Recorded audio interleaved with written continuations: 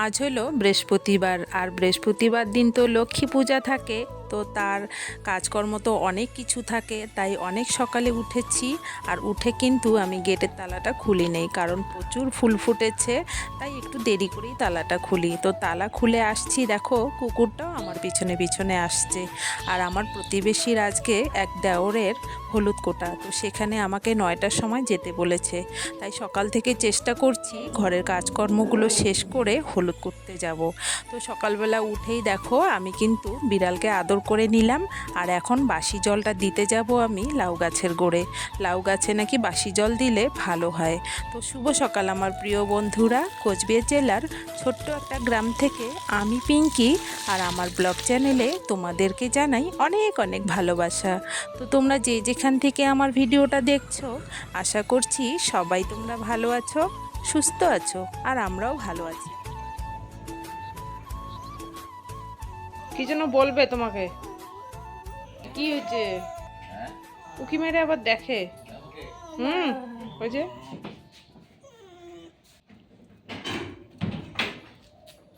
যেন বলতে চায়।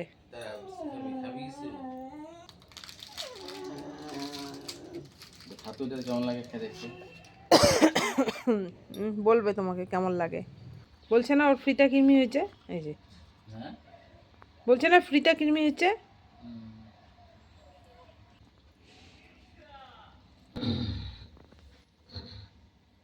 আরও আছে নাকি?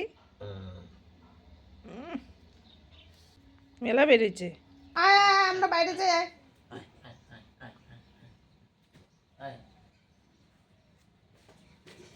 পনেরো কটা বাজে, তাহলে শুরু করে দাও। 6টা।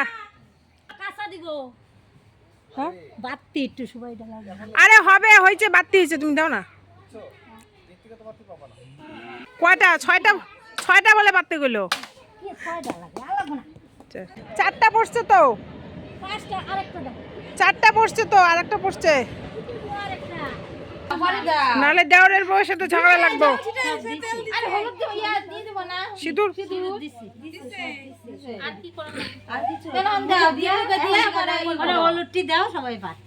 মুখে দাও। হ্যাঁ, এই বটা ঢুকাও। ও বটা বাইরে।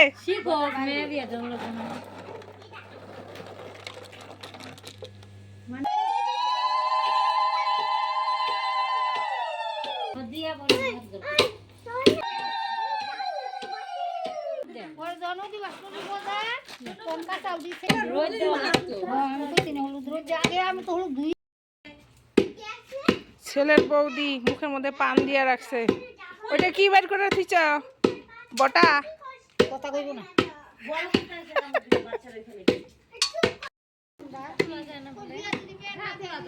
এই যে ছেলের জাইম্বু মিষ্টি নিয়ে আসছে আমাদের জন্য। এখন আমরা মিষ্টি খাবো হলুদ কোটার পরে। আর কি দিবা?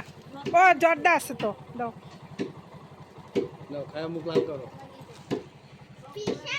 নাও। ওই অল্প ধান দিতে পারতা। দাও ঠিক মতন।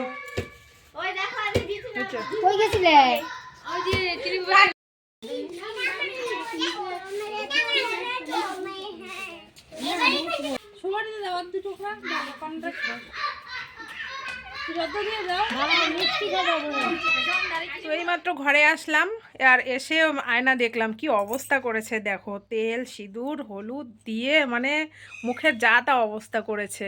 তো স্নান তো আমার হয়েই গেছে, পরে এগুলো ভালো করে পরিষ্কার করে নেব। তো এদিকে দেখো এখনও মানে ওর বাবার বিছানাটা, মানে বাবার ছেলে এখানে ঘুমায়, আমি আবার মেয়ের ঘরেই ঘুমাই।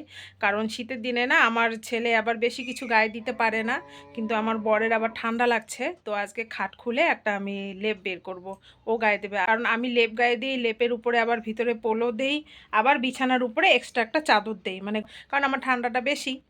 আর ওর বাবা আর আমার ছেলে কিন্তু ওইভাবে ওরা ঘুমাইতে পারে না, যার জন্যে আমি আলাদা বিছানাতেই ঘুমাই। তো চলো আজকে আমি ওর জন্য লেপটা বের করব, কারণ বরের আর মানে হচ্ছে না এই কম্বল দিয়ে, ঠান্ডা লাগে বলছে।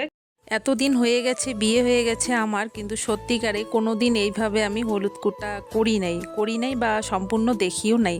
তাই ভাবলাম আজকের ভিডিওটা কিন্তু বন্ধুদের সাথে আমি শেয়ার করতেই পারি, মানে আমারও দেখা হয়ে যাবে, তোমাদেরও দেখা হয়ে যাবে। তাই আজকে আমার এই ভিডিওটা দেওয়া।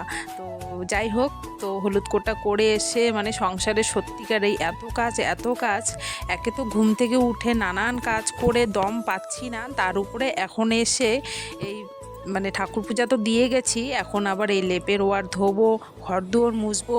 বৃহস্পতিবার দিন ঘর মুছে আমি ঠাকুর পূজা দিই, কিন্তু যেহেতু আমি ওদের বাড়িতে যাব, তাই আজকে ঘরগুলো আর আগে মুছি নাই, এখন মুছে নিচ্ছি। ঈশানের বাবা এখন আরও 1 কেজি পেঁয়াজ নিয়ে আসলো লাগানোর জন্য। এর আগে তো 2 কেজি পেঁয়াজ লাগানো হয়েছে, কারণ পেঁয়াজ কলি না অনেক হয়, তাই আজকে আবার নিয়ে আসছে। তা আমাকে বলল যে তুমি এগুলোকে কেটে রেখে দাও, আমি বিকালে লাগিয়ে দেব। তো ও তো মার্কেট থেকে এসেই কুকুরের যত্ন করে অনেকটা সময় ধরে, তাই ভাবলাম যে চলো, ও এখনও স্নান করেনি, খায়নি, তাই আমি কেটে আজকে এগুলোকে লাগাবো। তো ভিডিওটা যদি বন্ধুরা তোমাদের ভালো লাগে, তাহলে অবশ্যই কিন্তু বন্ধুদের সঙ্গে শেয়ার করো, আর একটা কমেন্ট করে যেও, লাইক করে দিও। তো ভিডিওটা এখানেই শেষ করছি। সবাই তোমরা ভালো থেকো, সুস্থ থেকো। দেখা হচ্ছে শিগগিরই পরের কোনো ভিডিওতে।